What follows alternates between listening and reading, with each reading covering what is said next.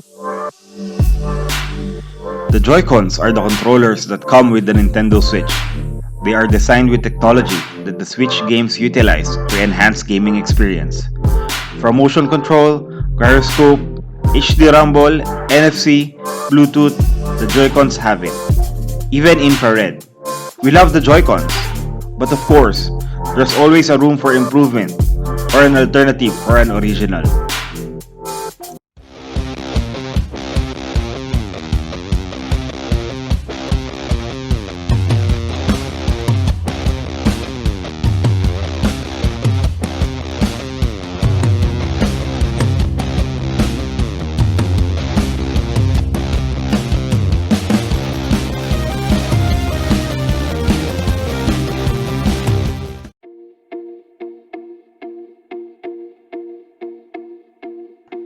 Hello there, tech buddies. Welcome to Tech and Things. This channel is created for product unboxing, product review, and discussion of gadgets that we already have in our house and further tech that we want or interested in. The Split Pad Pro is made by Hori, a known brand for making console accessories. It serves as an alternative to the Switch stock JoyCon.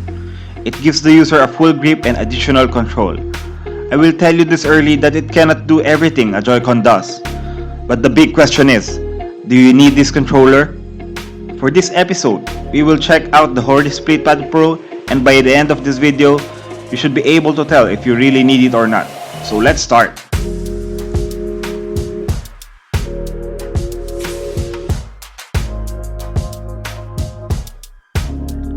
First, you will see that it is a Nintendo licensed controller, making it a first-party accessory.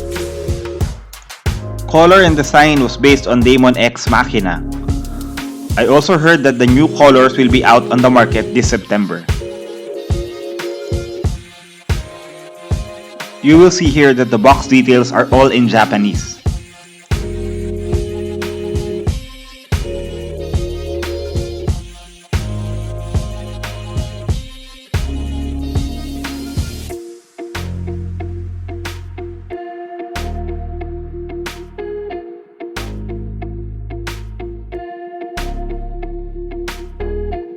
The controller is contained in a simple box and plastic.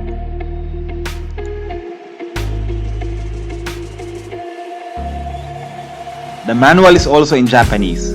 Good thing is that an English version can be downloaded from Hori's website.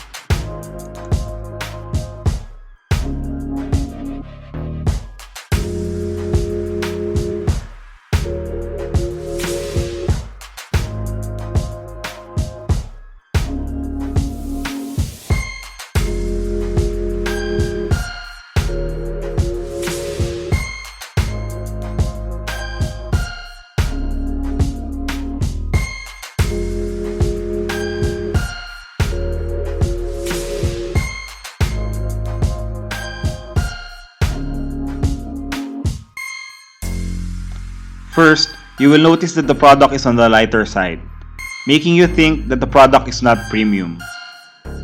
At the back of the controller, you can see the assignable button.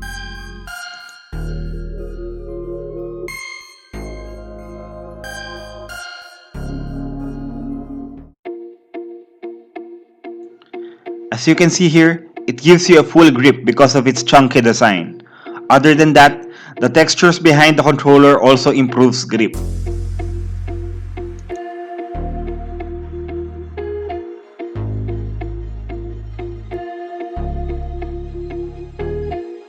It has a protruding part as a support for the console when attached.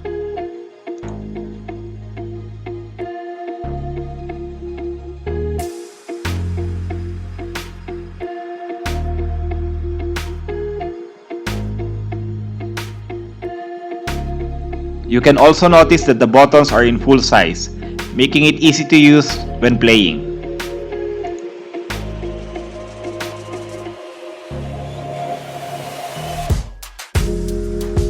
It includes a full-size joystick, and you can also notice a wider movement than the JoyCon's joystick when used.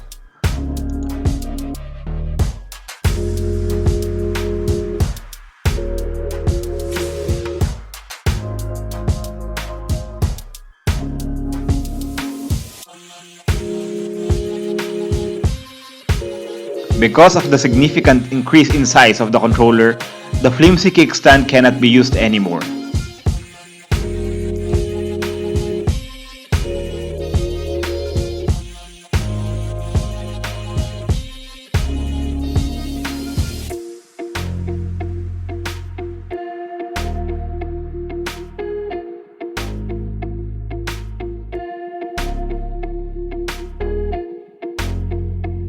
Unfortunately, you cannot use it with the nicotine case. The nicotine case blocks the protruding part of the controller, making it incompatible with the Hori Split Pad Pro.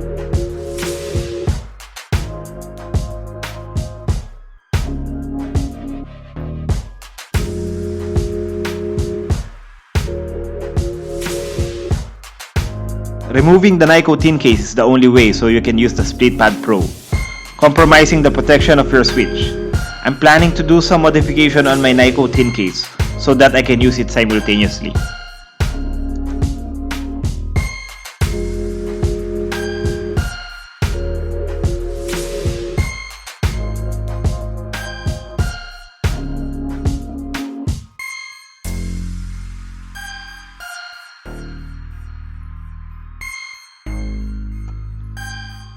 And for some reason, it is also hard to put in the dock when you use a dock sock or dock cover.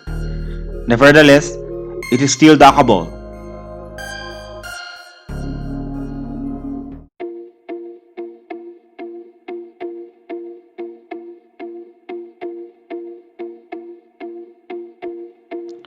Dock stickers might be an option for this kind of setup.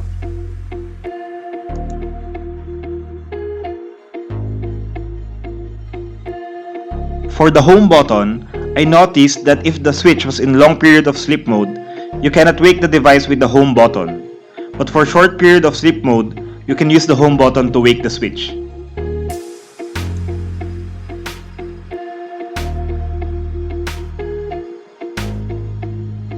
For the assign button, take note that you can only assign the rear button to another button on the same side of the controller.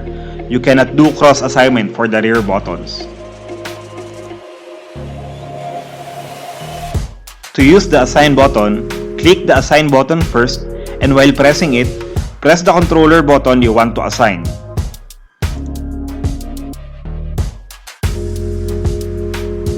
Here, I use the assign button for ZL and ZR, which are the secondary weapons used in the game.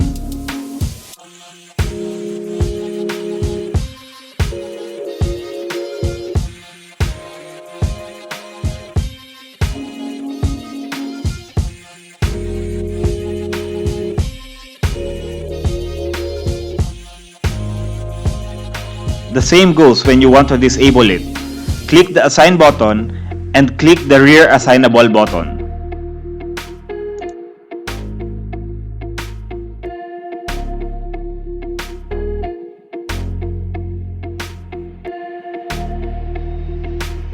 For the turbo function, just like the assign button, click the turbo button and while pressing it, click the button you want for turbo function.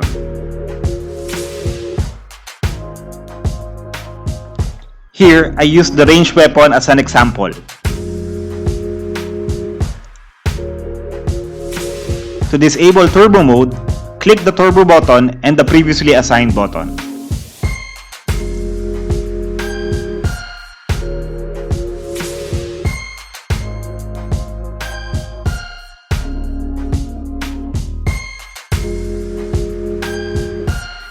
Since the Split Pad Pro cannot do everything that the JoyCon can, I tested the Split Pad Pro in different game types to focus on the need for the controller depending on what type of games you are playing.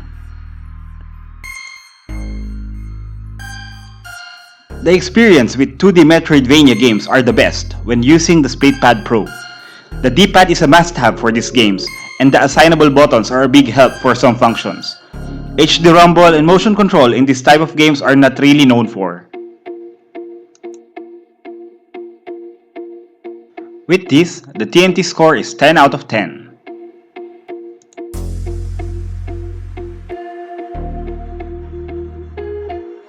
Playing with these games require long playing times, which the Split Pad Pro is very helpful. because of its shape and size, making it comfortable to hold. Unfortunately, some games like Breath of the Wild and Mario Odyssey requires the HD rumble in some parts, and motion control is also an important function for aiming, changing the way of attack during fight scenes, and even completing in-game tasks or shrine quests.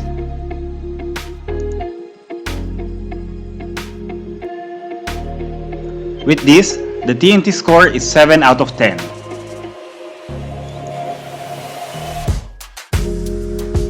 Just like action-adventure games, action RPG games requires long periods of playing which will cause slight discomfort when using the JoyCons. It's the most important feature of the Split Pad Pro and will keep up with you along your journey in an open world setup. Some of these games doesn't need motion control or the feature can be turned off. Therefore, handheld gaming using the Split Pad Pro is a good experience minus the HD rumble which helps in-game effects and experience. With this, the TNT score is 8 out of 10. Control is key when it comes to racing games. The size of the joysticks are a big help when using the Split Pad Pro. Although you cannot feel the engine of your car throttling, the game experience is decent. Motion control can be disabled in Mario Kart 8. Unless you are better in racing games via motion control, then the Split Pad Pro is not for you. The grip is also good for this type of games, and a sign button is very useful for power-ups, braking, or even nitro boost. With this, the TNT score is 8 out of 10.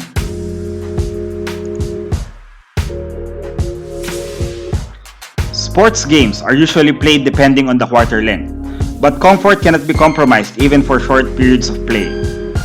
The shape of the controller is also designed so that the buttons can easily be reached by your fingers. Decent gameplay is achieved with the Split Pad Pro, unless you want to feel the vibration of the crowd booing your free throws.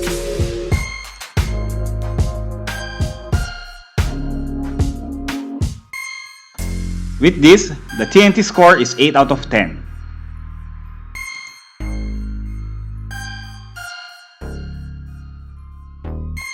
When we speak of arcade fighting, the joystick is the real deal.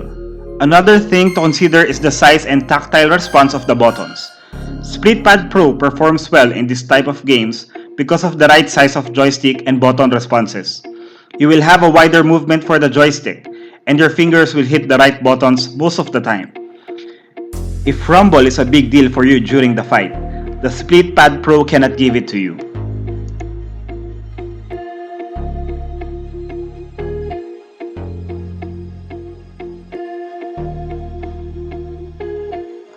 With this, the TNT score is 9 out of 10.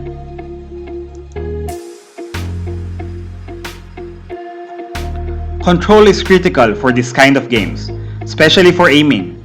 Motion control can be used or not, but depending on how you depend on the function. I usually just rely on the joystick control.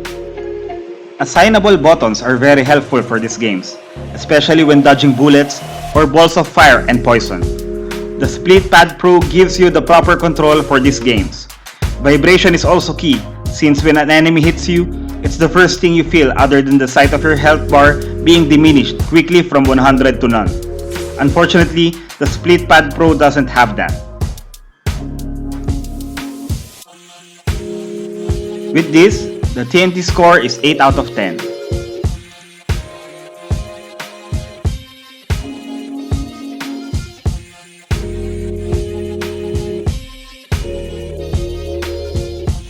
The Split Pad Pro satisfies the expected feel and function. We don't expect it to exceed the JoyCons, since it lacks rumble, motion control, and wireless connectivity.